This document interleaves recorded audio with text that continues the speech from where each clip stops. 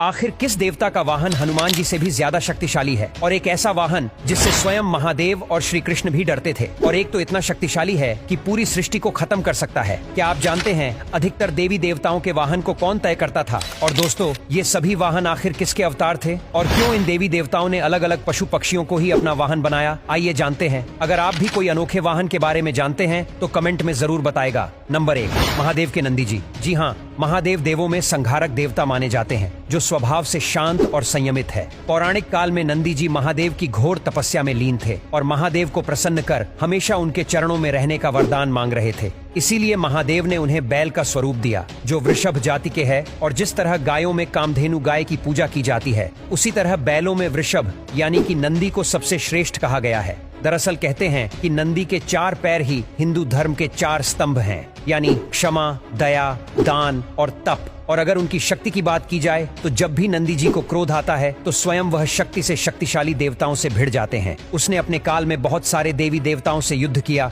जहां उन्होंने स्वयं हनुमान जी से भी युद्ध किया था। नंबर 2, भगवान विष्णु का गरुड़। भगवान विष्णु के वाहन गरुड़ वास्तव में प्रजापति कश्यप के पुत्र थे, जिन्होंने नारायण की कठोर तपस्या करके उनका वाहन बनने का वरदान मांगा। भगवत गीता के अनुसार जिस तरह नारायण सर्व शक्तियों से संपन्न है और उनका वाहन स्वयं गरुड़ जी भी सभी देवी शक्तियां के ज्ञाता माने जाते हैं, जो कि नाग के शत्रु भी हैं, वही गरुड़ स्वयं विश्व की बुराइयों को खत्म करने वाले माने जाते हैं। इसके अलावा जिस तरह नारायण सभी जीवों पर अपनी दया दृष्टि बना के रखते हैं, उसी प्रकार गरुड़ भी इस सभी पशु पक्षियों को ऊंचे आकाश में उड़ते हुए जमीन पर सभी जीवों को और पशु पक्षियों पर नजर रखते हैं और उन पर अपनी कृपा बनाए रखते हैं। और हमेशा तेज दृष्टि का होने के कारण उन्हें जागरूकता की तरह ही एक प्रेरणा स्रोत माना जाता है।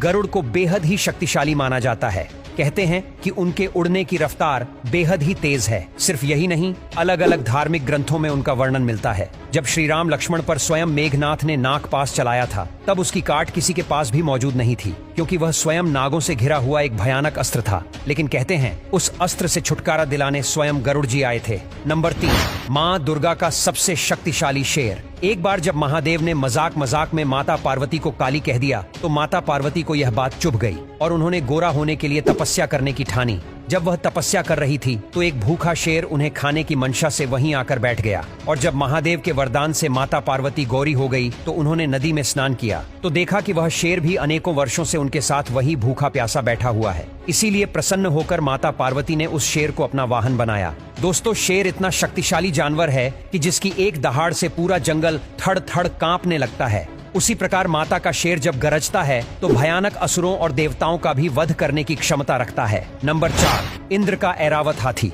इंद्र को ऐरावत हाथी समुद्र मंथन के दौरान मिला था। ऐरावत हाथी 4 दांतों वाला हाथी है, जो धर्म, अर्थ, काम और मोक्ष के बारे में बताता है। ये तेज बुद्धि और समझदारी का प्रतीक माना जाता है। हाथी की शक्ति की बात की जाए तो ये बेहद ही शक्तिशाली माना जाता है। कहते हैं 10,000 हाथियों का बल स्वयं इंद्र के ऐरावत हाथी के अंदर मौजूद है। इसीलिए जब भी रावण ने आक्रमण करने की सोची तो उसने उनके कई सारे सैनिकों का अकेले ही सफाया कर दिया था।